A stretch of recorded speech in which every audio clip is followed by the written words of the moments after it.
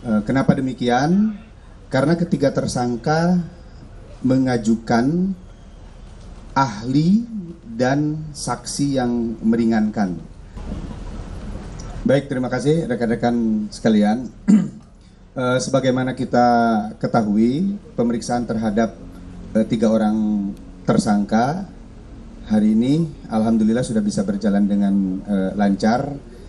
Saya tadi sudah memastikan proses pemeriksaan dari awal terhadap para tersangka berjalan sebagaimana yang diatur di dalam KUHP maupun peraturan Kapolri.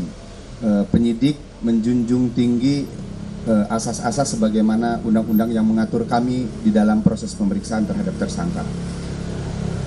Hak-hak bagi beliau-beliau untuk mendapatkan istirahat, kemudian makan siang, ibadah, dan lain-lain kami berikan selama proses pemeriksaan tersebut.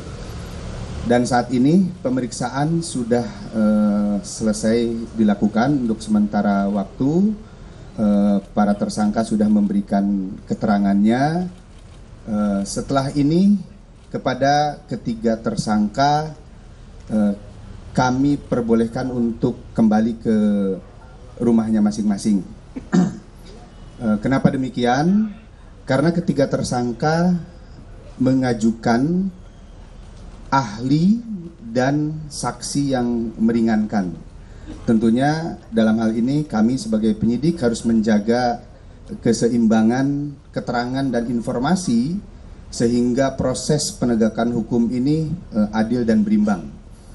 Kami akan melakukan konfirmasi dan pemeriksaan terhadap saksi yang diajukan, saksi yang meringankan, begitupun juga terhadap ahli yang meringankan atas permintaan atau permohonan para tersangka. Saya kira itu ya jelasnya, Mbak.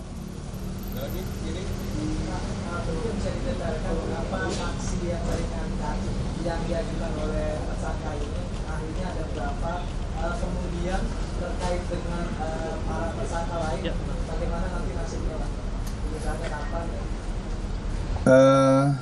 Untuk ahli yang diajukan oleh para tersangka ada 2, kemudian untuk saksi yang meringankannya ada 3. Dan kami akan segera melakukan permintaan keterangan terhadap para saksi dan ahli yang dimohonkan oleh para tersangka tersebut. Cukup ya? Cukup ya? Terima kasih.